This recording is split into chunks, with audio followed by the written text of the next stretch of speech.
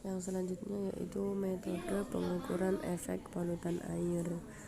Untuk mengetahui efek polutan atau kualitas air secara kimia dapat dilihat dari beberapa aspek, yaitu yang pertama dari suhu. Kenaikan suhu di badan air penerima, saluran air, sungai, danau, dan lain sebagainya akan menimbulkan yang pertama, jumlah oksigen dalam air akan menurun. Karena kenaikan suhu, jumlah oksigen dalam air akan menurun. Yang kedua, kecepatan reaksi kimia meningkat. Dan yang terakhir, kehidupan ikan dan hewan lainnya akan terganggu karena kenaikan suhu. Selain itu, peningkatan suhu juga akan meningkatkan dekomposisi bahan organik oleh mikroba. Karena suhu air sungai merupakan faktor pembatas dari berbagai organisme akuatik. Yang kedua yaitu konsentrasi ion hidrogen atau pH. pH adalah salah satu faktor terpenting yang melayani indeks untuk polusi dan juga memiliki efek langsung pada kehidupan di ekosistem. Untuk pH air sungai berkisar antara 4-9. Nilai pH merupakan nilai terpenting yang berfungsi untuk mengetahui sifat air menjadi asam atau basa yang akan mempengaruhi kehidupan biologi dalam air. Kisaran pH yang cocok bagi organisme akuatik tidak sama, tergantung pada jenis organisme tersebut. Sebagian besar biota akuatik peka terhadap perubahan pH dan menyukai pH sekitar 7,75. Namun apabila nilai pH 6,65 akan menyebabkan penurunan keanekaragaman plankton dan hewan mikrobentos. Kondisi pH dapat mempengaruhi kondisi toksisitas suatu senyawa kimia, proses biokimiawi perairan, dan proses metabolisme organisme air. Yang nomor 3 yaitu total suspense solid atau TSS.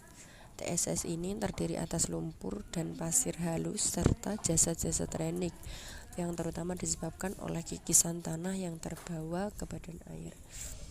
Padatan tersuspensi dikategorikan sebagai padatan yang sulit mengendap sehingga tidak dapat dihilangkan dengan endapan gravitasi konvensional.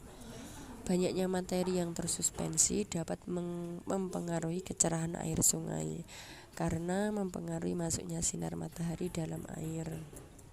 Jadinya sering kita temui sungai-sungai yang warnanya agak keruh, itu bisa juga disebabkan oleh total suspense solid ini, sehingga mempengaruhi kualitas air karena sinar matahari yang masuk ke dalam air terhalang oleh warna air yang tersuspensi tersebut. Yang keempat yaitu biochemical oxygen demand atau BOD dan chemical oxygen demand atau COD. Nilai BOD dan COD air sungai dapat menunjukkan banyaknya pencemar organik yang ada di dalam air sungai. BOD memberikan gambaran seberapa banyak oksigen yang telah digunakan oleh aktivitas mikroba selama kurun waktu yang ditentukan. Semakin besar nilai BOD, maka semakin besar pula tingkat pencemaran air oleh bahan organik. Jika kandungan BOD rendah, mengindikasikan bahwa sungai tersebut bebas dari pencemaran air. BOD dalam air yang semakin besar akan mengurangi oksigen terlarut dalam air. Sedangkan untuk COD mengindikasikan keseluruhan bahan organik yang mudah maupun sulit terurai. COD adalah ukuran banyaknya oksigen total dalam satuan miligram per liter yang dibutuhkan dalam proses oksidasi kimia bahan organik dan limbah. Jadi apabila BOD tadi merupakan oksigen yang telah digunakan oleh aktivitas mikroba. Tapi kalau COD yaitu ukuran banyaknya oksigen total dalam satuan miligram per liter yang dibutuhkan dalam proses oksidasi kimia bahan organik dan limbah. Adanya hubungan antara BOD dan COD, hal ini didasarkan oleh jumlah senyawa kimia yang dapat dioksidasi secara kimiawi lebih besar dibandingkan oksidasi secara biologi. Yang selanjutnya yaitu disolved oksigen atau DO. Oksigen terlarut atau disolved oksigen merupakan jumlah oksigen yang terlarut di dalam volume air tertentu pada suhu dan tekanan tertentu. DO dalam air sangat dibutuhkan untuk mendukung kehidupan organisme yang ada di dalamnya. Biasanya sumber DO yaitu dari fotosintesis. Namun karakteristik sungai juga dapat mempengaruhi keberadaan DO.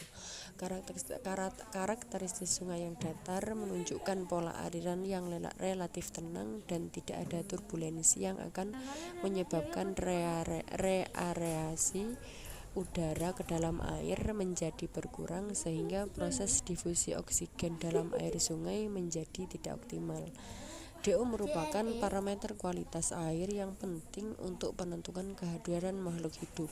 Karena setiap makhluk hidup kan pasti membutuhkan oksigen, jadinya untuk oksigen terlalu dalam air ini sangat dibutuhkan bagi makhluk hidup yang ada di dalam air. Umumnya konsentrasi DO dalam sebuah perairan akan bersifat sementara waktu atau musiman dan berfluktuasi dari waktu ke waktu. Kandungan oksigen akan bertahan lebih lama dalam air yang dingin.